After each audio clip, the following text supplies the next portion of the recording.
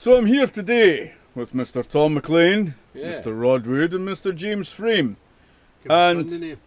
we're here at Ardentye at Tom's Adventure Centre, the Loch Nevis Bunkhouse, the outdoor adventure centre, up in Loch Nevis, just along the road from Mallaig.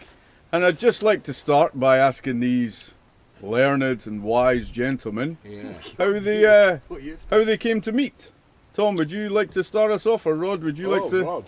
Roddy. Well, it's like this. I saw a wee boat in Mallaig. It was very well done. Had a nice varnished cuddy up front. I thought, oh, that's a bonny boat, that. The Sea Otter. It wasn't even the aye. Sea That's Otter, what it I was. think. It was That was before that. Aye. Moby Dick. the Moby Dick. Wee Moby Moby. Dick. Aye. It didn't have anything in it, just a flat deck Yeah, up yeah. front. Yeah, yeah, But yeah. it was beautifully varnished and Yeah, yeah. finished. Yeah, lovely. I thought, well, right. Anyway, I was diving with Billy Clam for clams. And just off the point down there that you're almost pointing at, you can't see it with the silhouette Just that's right down down there. there. Right by that sunset. And I was under the water. So you don't know what. So I came along in my boat You came and along. I thought, well, they must be diving for clams. I'll have a long. I'll go and see what's going on.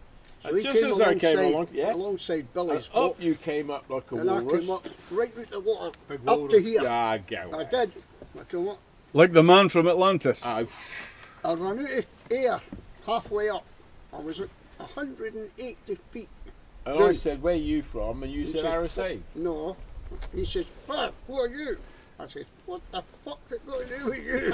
And that's how we met, basically. Clam diving in Loch Right. Nevis. And I used to come up and do his And then, moorings. and now, yeah, exactly. And then, So then what happened? You exchanged phone numbers, or? I might add up that within days you was up here in your little speedboat checking me out That's again. right. Oh, he's Correct. That Within days, you said, oh, I'll go and see this Sorry. guy.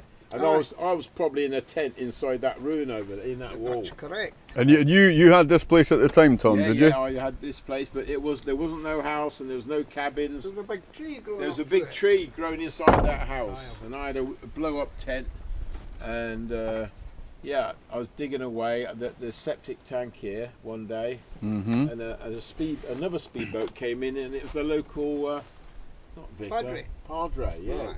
And he says, "What you doing?" I says, "I'm digging a septic tank. Yeah, you can help me." And he sort He of did. he dug away with me, and he came back for week after week. Right. Now, Rod, did you know that Tom was here? Did you know? Aye. Yes. So you knew he had this Aye, land. because we met there. And Mm-hmm. Just snowballed after that. actually, somebody told me in Mali who belonged the boat. He says, "That's Mad Moby. We just rode the Atlantic." And it wasn't. It was just after '69. Oh yeah, just after 70, probably beginning of 70 then, Aye. spring of 70. Aye. So that's a long time. And that was when you did your first transatlantic I crossing. just rode the ocean. I was in the regiment, and the CO gave me permission. He says, "Keep it shut, just do it." And after I did it, Were you still being paid, Tom? no pay. No pay. If I get back, I'll get paid. Okay. If I get back. Aye. Yeah. Well, that's quite an incentive in its own right. but it's true. It's true. And so what happened then was I came across. We were talking about the Atlantic Road now, of course. Mm-hmm. Sort of 70 days, 2.5 months rowing on my own in mid-ocean, all the way from St John's, Newfoundland, and landed in Blacksod Bay, Mayo, County Mayo, west of Ireland. Right. First man to row the North Atlantic alone. But after that, I just wanted to get away to the Highlands and just do my own thing, really. So I came up here via So you left the army. At David this. Sterling, the founder of the SAS, Mhm. his cousin Lord Lovett, he owned all this ground. And he gave me the nod and I came up here and I put my tent up. I was living in a tent nearly a year. And then after that I was living in a shed for about 3 years. And slowly built the Were thing you up. married at Rod, this- Rod kept coming and Yeah, yeah. helping hydros, dams, bit of build. No, not married for You the weren't first married? 6, 7, 8 years. Okay. There was Mitch, a guy called Mitch helping. Nice guy. And Rod and myself, and the army kept coming and going, and then after a little while I started rebuilding the house, and then I met Jill in Arisaig. She was up with her dad on holiday. All right. There you So go. we made a connection there. And You went in for the kill, Oh, obviously. didn't mess around. She went back, and I went straight down after her to Yorkshire. There you go. And then, well, we was married within a year or so. And then. And what we year was moved- this? Pardon me. What year was this? Sorry. This would be about 7. Yeah, we married in 76. 76. And then we had 2 boys, James and Ryan.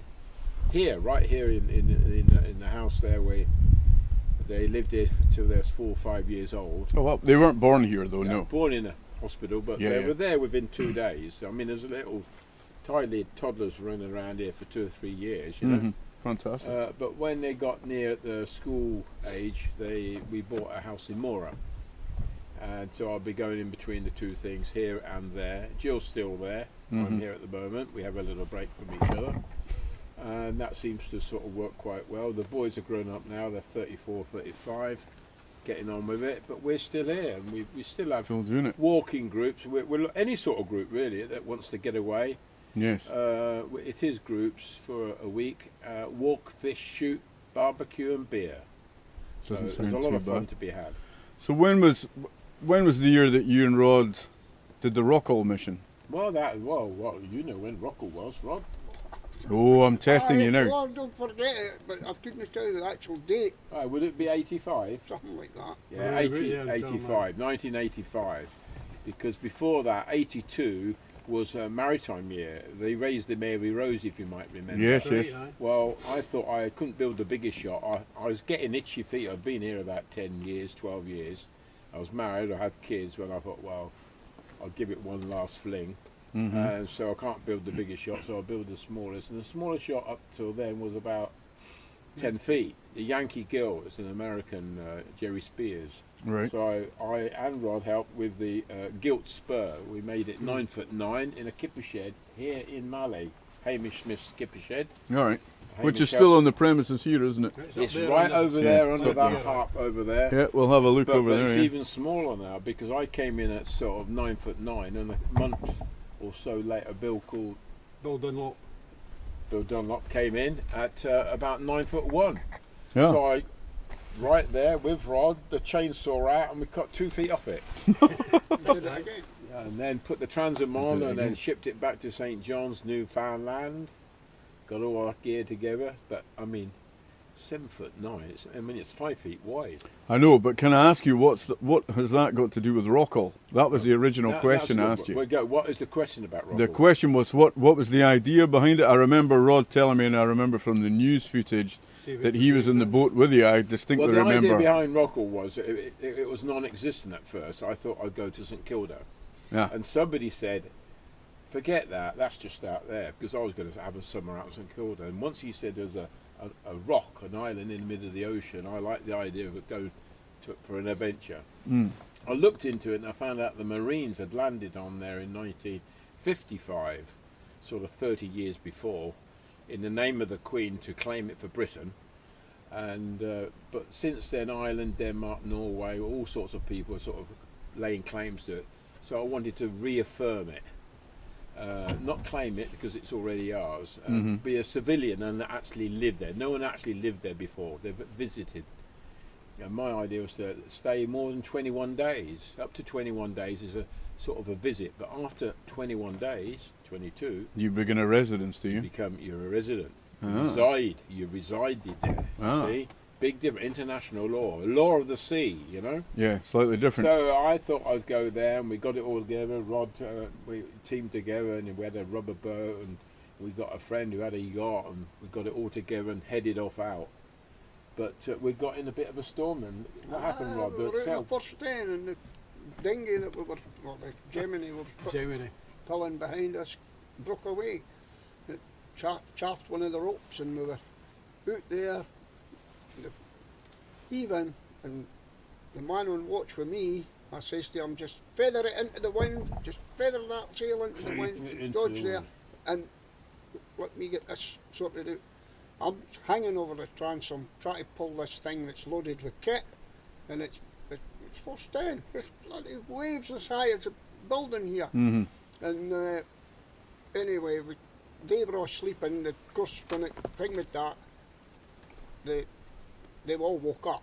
But they didn't wake up because of that, because of the man on watch with me, instead of feathering it in the wind and keep watching us into the wind, he bloody let it go side on, and it just ripped the sail, as if putting a Stanley knife through big it. bang. Aye. Yeah. And then of course the odds came up, and Whoa, he he wanted shouts, to go. "Oh, what's happening, Rod?" I said, "Oh, just hold it there." I'm still hanging on to this Gemini, and put one rope, and it says, "We have to jump on, we have to jump." I says, "It's your Gemini, get on!" And he jumped on. It's your problem. And You then better believe it. I had to jump on after him, and we patched it up because there was a winch in it. We got a lump of wood and pushed The it paddle? against it. It Yeah, was a a paddle. paddle and yeah. But the thing is, the waves were coming over us, so we tried to wipe it and put solution on it to glue it. No use with the and, water. Put a patch on it. We did. We got a towel, held it on, No, yeah, we jammed the jammed paddle all on in. it, and it worked. It's Bumped it up, and it Yeah. was fine. But then we had to come back and Oh, we because had you to lost come his back. sail. Well, no, Didn't we he- waited didn't he go straight. into Rocco? And then back to- Skipper went on Wait. watch, and the next thing we knew, we turned round.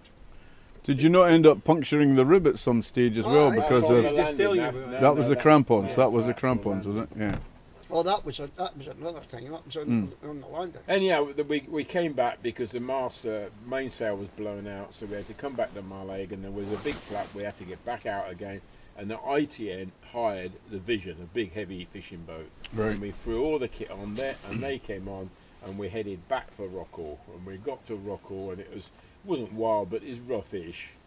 And then we had to sort our things around, and then we went and did a recce in the boat, and we thought we'd do it this way and that way. In the end, we thought, right, let's go. And Rod took me in, and we jump, and I jumped and I climbed up a little bit, and I was trying to get into a sort of a hole so I could wedge myself in as a big wave came round, and it The came Gemini round. right on the top of and it. it The waves swept. just lifted it right on top of you. And it swept the Gemini well away. The big guy Aye, held that- onto the rope. Yeah, but he tangled it all up.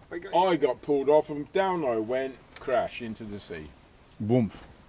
So, right, dude. And But because it's so of- aerated, It's aerated, so you go down a With the long way. waves. You go like so the prop 50 foot doesn't down. it doesn't pick up. It just cavitates in the. Yeah, in the but air. I'm in You're it. I right. shoot down He's just he's loaded up with kit. 50 feet Right, down. dude. or were you already had your initial baggage to start taking No. over with? No. climbing gear. Or the boat was, Just the sorry. climbing on, Right, okay. Crampons and all the beam. rest of it. Yeah. And down he went.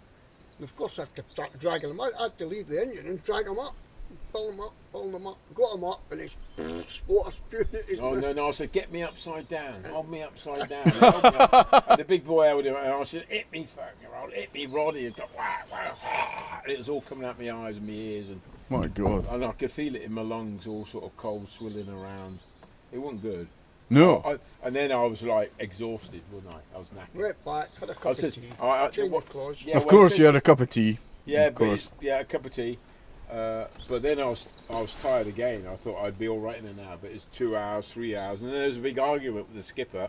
Skipper was going to pack it all in. I was going to say he wouldn't have wanted to stay in that treacherous Jill water. gave him strict Water. orders. Any Responsibility. danger, bring him home. Mm-hmm. But Rod was talking to the son. It's the same name. What's their names?